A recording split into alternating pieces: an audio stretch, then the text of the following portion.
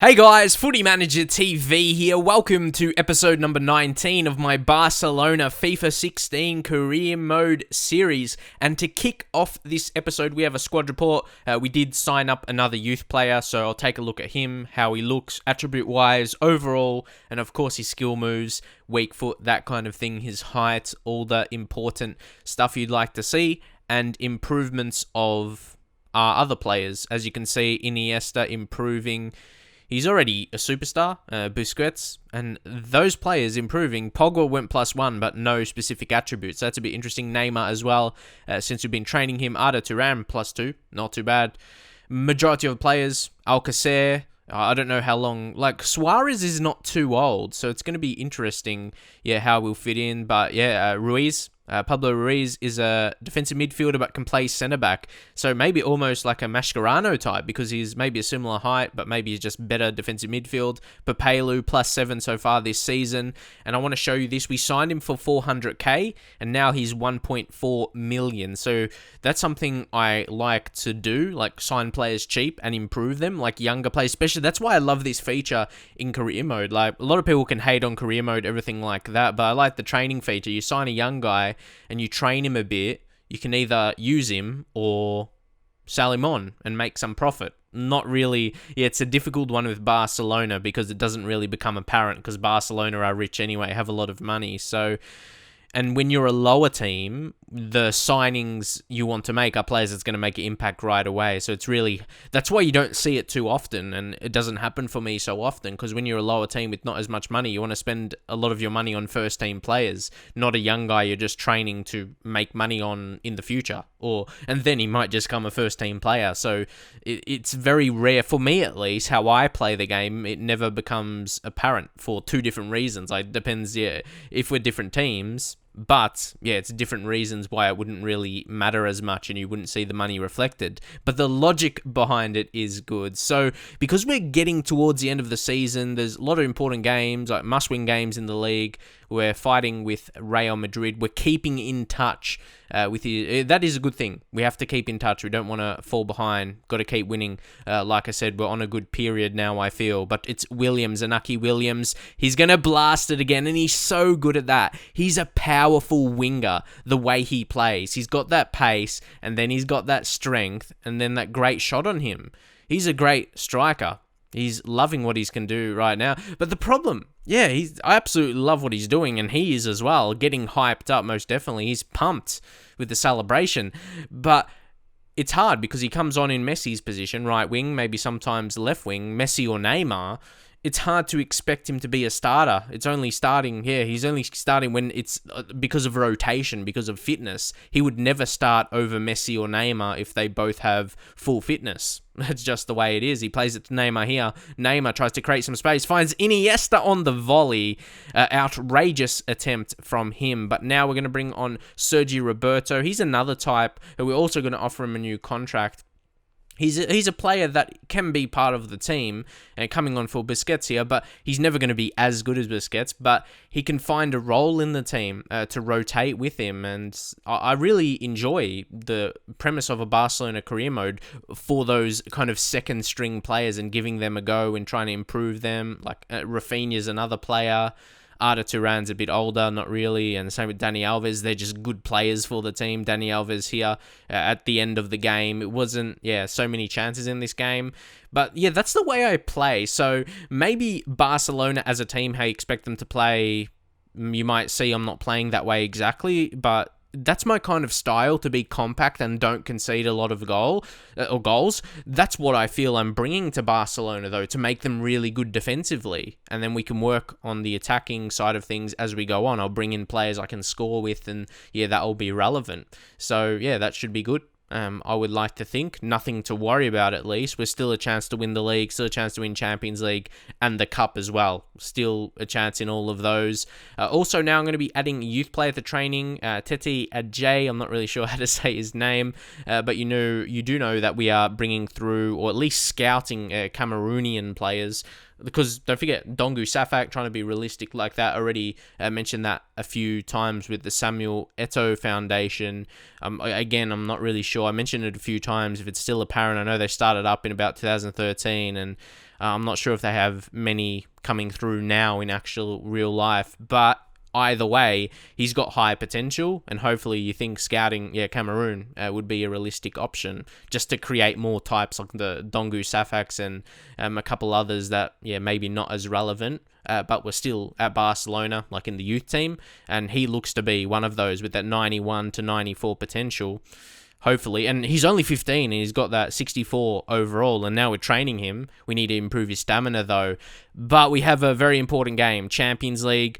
I'll let you know my expectations or what I want to reach. In the league, I'll say I want to win the league. The league is really important. But for Champions League, I want to at least make the final. And of course, the Spanish Cup now, make the final. Well, I made the final, of course, but I want to win it. We beat Real Madrid, so that was a big thing to make the final. I want to win the Spanish Cup final, make it to at least Champions League final, but if you make it there, you want to win it, you make it that far and win the league. Hopefully that'll be enough to keep my job. We'll just have to see. Here later in the first half in injury time, Busquets had a really good chance. I just wish that fell to a better player. If that was like Pogba, just smashed that in. So I'm not sure why I didn't try that with Busquets. And look at that, Real Madrid is behind. They look like losing here. I think they came a draw in their first leg. From my memory, so we'll see how that game pans out. I'm not sure if that will be good or bad for us if Real Madrid get knocked out. They'll obviously stand more a chance in the league with less games to play, but here Neymar, he's looking for the breakthrough. He's dribbling past everyone in sight, and he smashed that, but the goalkeeper made the save. And we're finding it really hard to score. There wasn't many chances in the first half. PSV defended strongly. And of course, playing on Legendary is hard in itself. It's slightly easier, I'll admit that, than previous years. Because previous years, I couldn't even play on Legendary. It was just unplayable to me. I wouldn't even say it was hard. But I guess that was the end result. It's hard. But it didn't feel fun to play. But now it is. But in Champions League knockout games, it feels even harder. The defense is even better. That's just my experience anyway. It's not like an excuse or something. It's just my judgment of how I'm experienced with playing knockout games. And even in the cups as well, they feel harder. I'm not sure, does anyone else feel the same? Or is it a mindset thing? Do you just feel more pressure as Gaia takes a shot there? And the goalkeeper made the save. But I'd love to... that's more than anything. I'm mentioning it because I want to see if anyone else experiences the same. Or if not, maybe it's just me. I don't know. But I would have a feeling I wouldn't be the only one. So leave your feedback if you experience that. Knockout games in Cups and Champions League, do you feel they're harder than normal league games or something like that? Because I would love to see if there was at least someone out there that experiences the same and it's not just in my head, because I'm pretty sure it feels that way to me. So we do have to make some changes. We need a goal, because if PSV, they just score a goal, they get their away goal, and then we'll need two because we didn't get an away goal. It finished 0-0. So that was in the back of my mind. They score any time and we suddenly need 2 goals. They score a late goal and we're pretty much done. Yeah. We're just done if that is the case. Like Ned Flanders would say, we'll be done diddly done. So that would be the story. As Pogba strikes it, Paul Pogba. That was a great strike. It just cannons off the crossbar. Look at that. He was shaking it. It was rattling it. And that would have been a killer goal to send us in the next round and to knock PSV out. 78 minutes. And there's a Nucky Williams who has 95 pace and he has good strength as well. And somehow the defender was able to catch up to him when it looks like he was going to break away. So I found that a bit strange. Again, another thing. Like, I've had chances like that in the league and stuff, and he just runs through. Like, 95 sprint speed, 85 strength. How did the defender contend with him when he was trying to pull his shirt, but then he got away a little bit, but then he suddenly caught up? To me, that's a little bit fishy. But we had to carry on. We had to score. I didn't want it to go to penalties and like in extra time and stuff. So I just had to let the man himself, Lionel Messi, to win it with only 5 minutes remaining. Yeah, we're going to go into the next rounds unless they score a late goal. But when I scored that, I was just like, get in, mate. We're going to be advancing, because I felt like it was impossible to score in this game at this point, especially after that previous chance. I'm just like, it's not going to go, it's not going to happen. It's going to go to penalties in extra time, especially when extra time I find it impossible to score as well, because your players are just dead. And then I was scared for the next league game as well. I'm like, all my best players are going to be completely stuffed. They're going to get injured, and yeah, we probably won't even get a good result from the next game. But we did manage to hold on here, and De Gea, and he's going to do exactly that. Just hold on for a little bit, make sure no funny business late, keep possession. That's absolutely crucial. And again, that's a thing as well. Do you notice the opposition, when it heads into last 5 minutes or something, at least in injury time, they go in like super mode. Like, they go chasing you more than they do any other time in the game, and they always seem to have a chance unless you hold on to it like that. And Real Madrid actually get defeated there. So you can see those other results. You have to pause it. Went through pretty quickly. I had to speed up some clips here because the video is pretty long in itself with that. So look right there. We're only 2 points away from Real Madrid now. Athletic Bilbao played an extra game. So we're right up for it. And we're in the final, as you know. So, yeah, what do you think I can do with the way I'm playing? And it was funny, like I said, a couple episodes ago, people were saying I was, like, bad at the game and on Legendary, and I'm still within a chance to win the league. Like, we have one more game left in the league against Real Madrid, and it's at home. We beat them, and we're actually ahead of them. And we're still in the Champions League. We've advanced. What else? Again, cup final, like I mentioned, our form in the league is improving, admittedly. So, yeah, I just want, not even just for me, to anyone you watch on YouTube, like, don't overreact when someone loses just a couple games, because you're not going to win every single game in a season. Even with the best teams, you're going to have those games when playing on Legendary where, yeah, it just doesn't happen for you. So, yeah, just be a bit, I don't know, just be patient. Be patient with some people, because like I've noticed it in my past as well. Like, one episode I get people saying you're crap, and the next episode people say yeah, you're too good at the game, it's unrealistic. Just in one episode difference. It's like, yeah, such a mess for my brain, to because sometimes I overthink about that, because I want everyone to enjoy my videos, you know. I don't want anyone, like, yeah, complaining about those kind of things when it's not actually a problem. So you know what I mean? That's just to help you a little bit enjoy the videos, I suppose, and not really overthink things and overanalyze. Just, yeah, enjoy the good quality, good graphics as well, and hopefully good goals. Hopefully you can get a goal in this game as well. We haven't got one. It's 50 minutes in. Rafinha, can he create something? Rafinha finds Suarez. We're trying to overdo it here a little bit, but Sergey Samper, this lad is someone to get excited about. Look at that. Good goal. That was a fantastic goal. It just came to him. All the players trying to be fancy, passing, Barcelona style. Samper just comes in and says, stuff this. I'm just going to smash it. The goalkeeper's not there. I'm going to score this goal and take the lead for us. Who cares if I'm a young player? I'm not a first team player, but I'm going to take initiative and win it for us. And look who they have. Bloody Yoda. Where did he come from? And now Alvaro strikes, goes close off the post, and it fell to Bernard, and he was able to find the back of the net. And after all that excitement, it's suddenly 1-1. How the hell did that happen? It all started with bloody Yoda, didn't it? It's all him. He created it, and they took the shot there. Not much the goalkeeper can do in that situation, can he?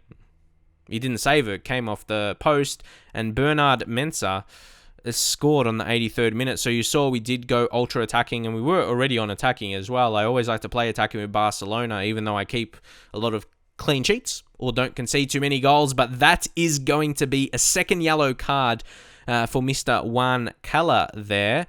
And can we score from the free kick? It's Suarez. Luis Suarez gonna hit one, and the goalkeeper is forced to make a save. So I'm pretty happy from that range, you're able to win a corner. So 5 minutes, we've got an extra man there, and it's a goal, and it was a perfect header from who is it? Who is it? Who's that? It's Thomas Vermaelen. He hasn't played many games at all this season. I put him on the bench, and he came on, and he scored a header. Like I mentioned, this is how you want to be headering it from a corner. Header down. And the goalkeeper, he has a chance to save it, but very, very unlikely. Far post and down. And the ball going away from goal, oh, that is perfect as well, that header. And from someone that hasn't played at all this season, and that's what we needed, some players that can header well. So Vermaelen, like, in my head, like, I'm eventually going to sell him, but he comes up with a very important goal. It could be a difference maker. It looks to be right here from 3 points. So Williams made the challenge there. He's worked hard in this game today. And yeah, that is actually the truth. We won that because of Thomas Vermaelen's header, and that was a class header. Like, I couldn't pick to do that. I couldn't choose to do that. Choose a better header. It's absolutely textbook. A textbook header from a corner. Always go down.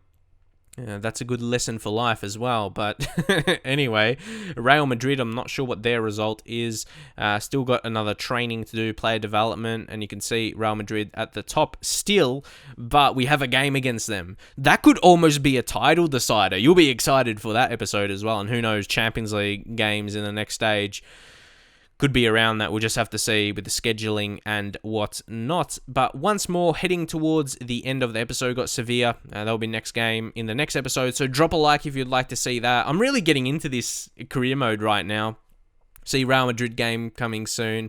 And don't forget to subscribe to the channel if you're new and want to see some more career mode videos. As you can see, only 2 points away from Real Madrid. Have one more game against them. Hype. Completely hype. Hope you enjoyed it, and I'll see you guys in the very next video.